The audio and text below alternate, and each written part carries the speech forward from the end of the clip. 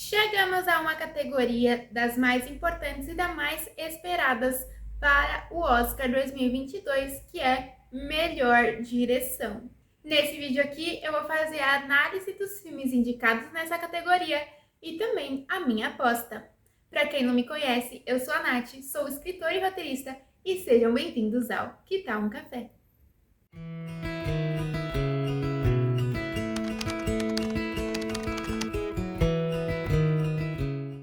O que faz um diretor, né? Eu acho que é importante a gente falar um pouquinho disso um pouco antes. Um diretor, ele vai unir todas as outras funções de um filme, né? Ele vai unificar isso, vai deixar tudo isso harmonioso, além de dar a sua visão com escolha de planos, né? Atuação, né? Direção de atores, realmente dando pitaco em cada uma das outras funções, né? O diretor é a única pessoa que vai poder dar o pitaco ali na função de diretor de arte, por exemplo, ou na função do diretor de fotografia. O diretor vai poder dar ali a sua opinião, falar o que ele queria, o que ele não queria, o que ele acha que tá certo, o que ele acha que tá errado. Enquanto em séries, quem é o dono da série, né? Quem vai falar é o manda-chuva da série, é o roteirista, que é o showrunner. Em filmes, quem é o dono do filme, quem é o manda-chuva, o deus do filme é o diretor.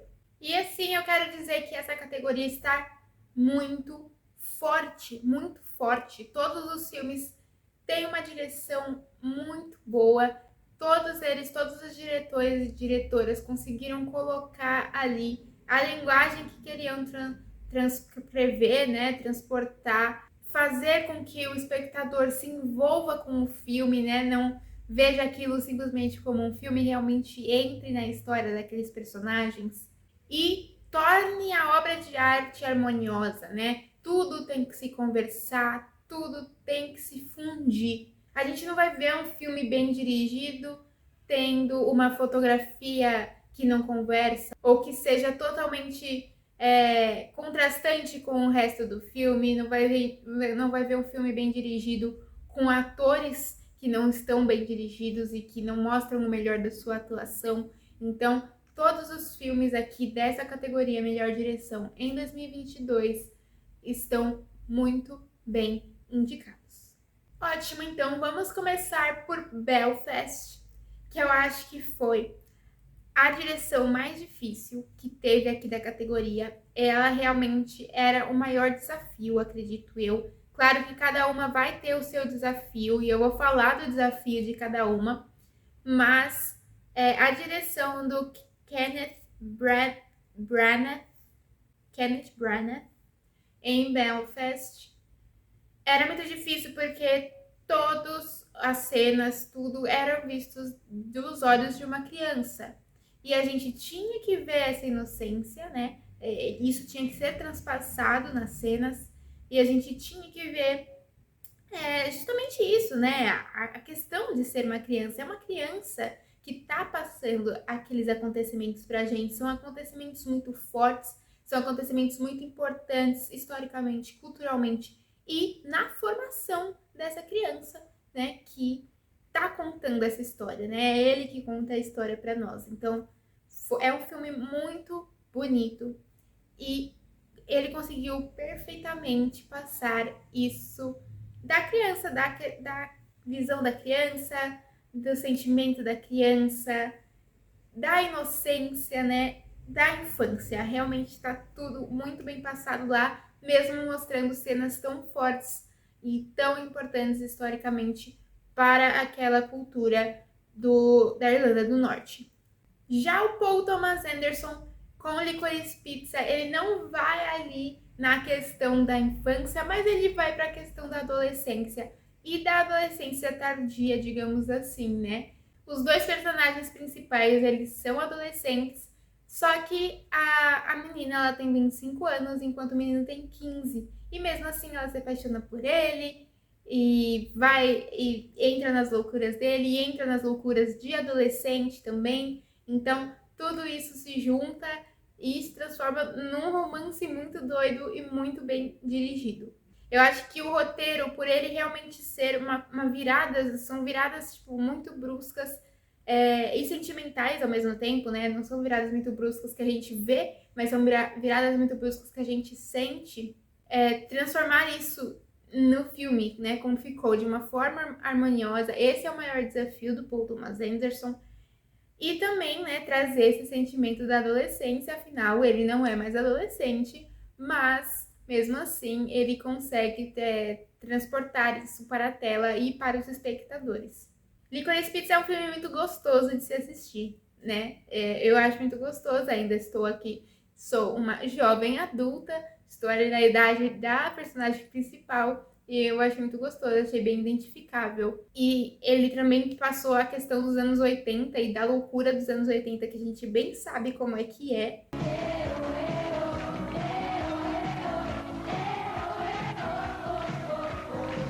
Ele conseguiu transpassar ali no filme. Agora, Drive My Car, eu acho que o maior desafio desse diretor, e eu com certeza eu vou falar o nome dele errado aqui, gente, e me perdoem quem sabe falar o nome dele, é Ryusuke Hamaguchi. Eu acredito que seja assim que fala. O maior desafio dele com esse filme é justamente a trama simples e muito interna desse personagem tendo que ser externalizada. Esse é um filme indicado a melhor roteiro adaptado e como eu falei, né? Falei não, que eu ainda vou lançar esse vídeo aqui no canal, mas eu já gravei. E quando eu gravei, eu falei que eu não vou analisar os filmes de melhor roteiro adaptado pelo fato de eu não ter lido ou visto as peças, as adaptações de onde eles vieram, né? E esse, inclusive, é um roteiro adaptado. E é um roteiro muito bom, ele consegue fazer os links. Eu acho que essa questão de links, de você pegar um fatozinho e você transformar isso em mais meia hora de filme, assim, porque esse é um filme bem longo, ele tem 3 horas. É uma questão que todo roteirista deveria trabalhar, né? Pode trabalhar em menor escala, como no caso é o Simpsons, né? Um episódio de Simpsons é uma aula de roteiro, inclusive é uma boa ideia, né? Analisar aqui um episódio de Simpsons.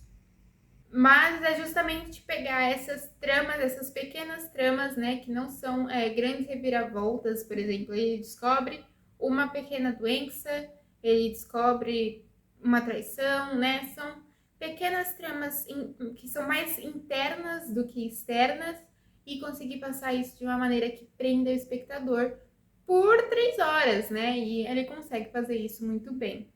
Além disso, nesse filme a gente consegue ver muito a questão das culturas se fundindo, né? E do Ocidente adentrando ali o Oriente, né? A cultura japonesa. É um filme japonês.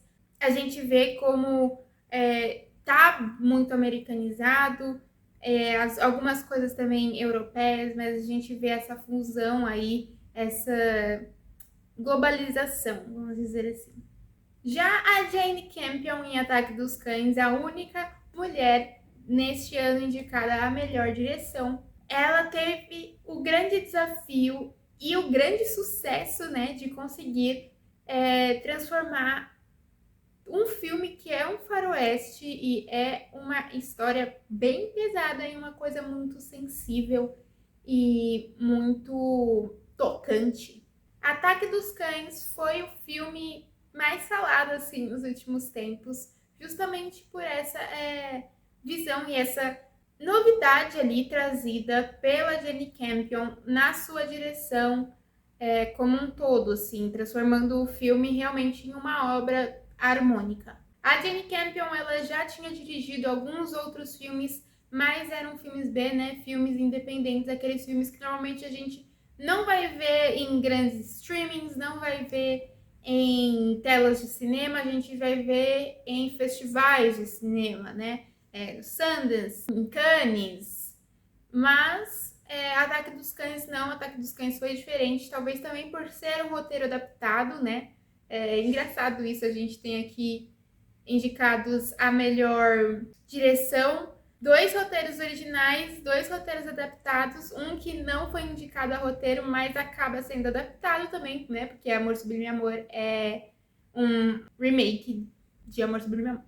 Mas a Jane Campion, em Ataque dos Cães, ela consegue trazer isso, né? Ela consegue trazer a sensibilidade e a visão diferente de uma história de cowboys e de uma história de incompreensão, né? Eu acho que incompreensão talvez seja o tema do filme. Talvez eu esteja totalmente errada. Tô falando aqui, nem escrevi aqui o roteiro, né? Nesses vídeos eu estou falando realmente do meu coração e das minhas análises mentais aqui.